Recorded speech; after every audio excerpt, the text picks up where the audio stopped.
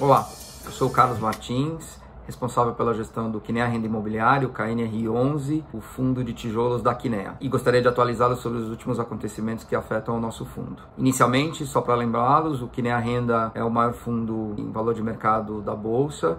Temos atualmente 19 imóveis, sendo 10 edifícios corporativos e 9 centros logísticos, distribuídos em 3 estados, sendo 60% no estado de São Paulo, 20% aproximadamente no Rio de Janeiro e 20% em Minas Gerais. Temos atualmente mais de 84 contratos de locação, com mais de 50 diferentes inquilinos, e aproximadamente 45% da nossa receita hoje é originada por contratos atípicos, conhecidos também no mercado como contratos BTS.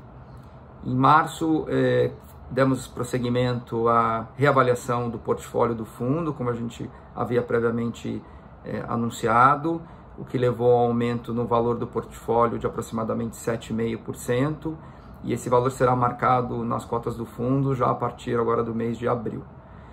Tivemos também um aumento da vacância no portfólio, já era uma vacância que a gente vinha monitorando, e já tinha até um inquilino para absorver parte dessa vacância, mas dado o momento atual da crise, as negociações para essa nova alocação pararam e a gente teve efetivamente a saída do inquilino anterior, então a gente teve um pequeno aumento na vacância.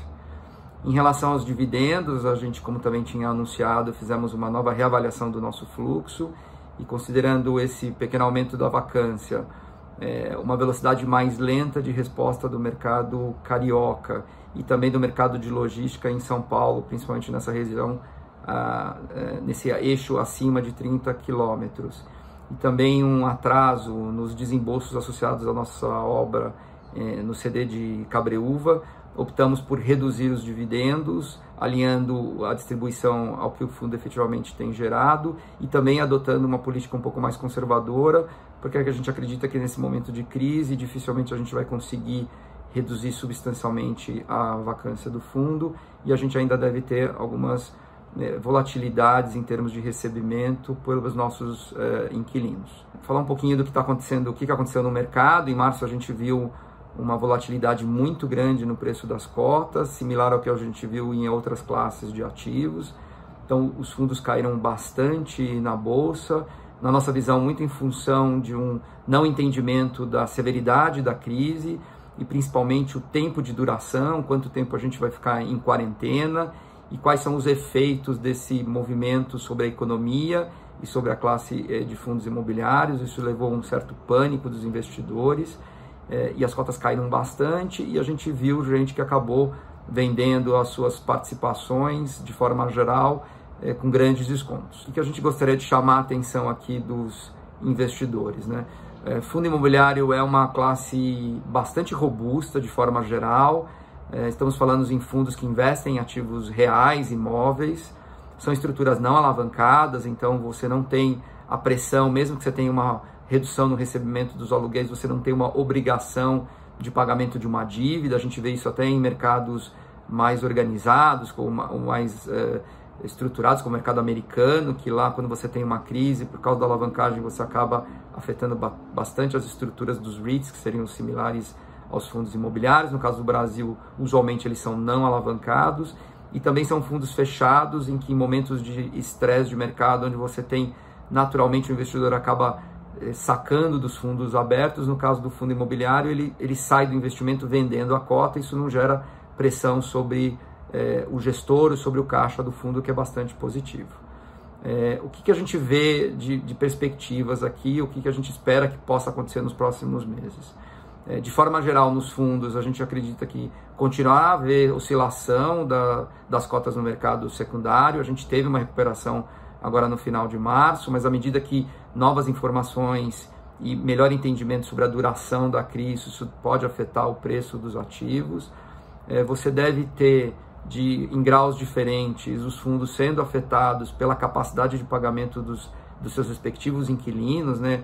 Dependendo da indústria e do setor, as empresas estão sendo afetadas de forma diferente, mas sempre são afetadas. Isso pode gerar uma redução geral no nível de distribuições, mas o importante é que os investidores, primeiro, tenham bastante serenidade na tomada de decisão.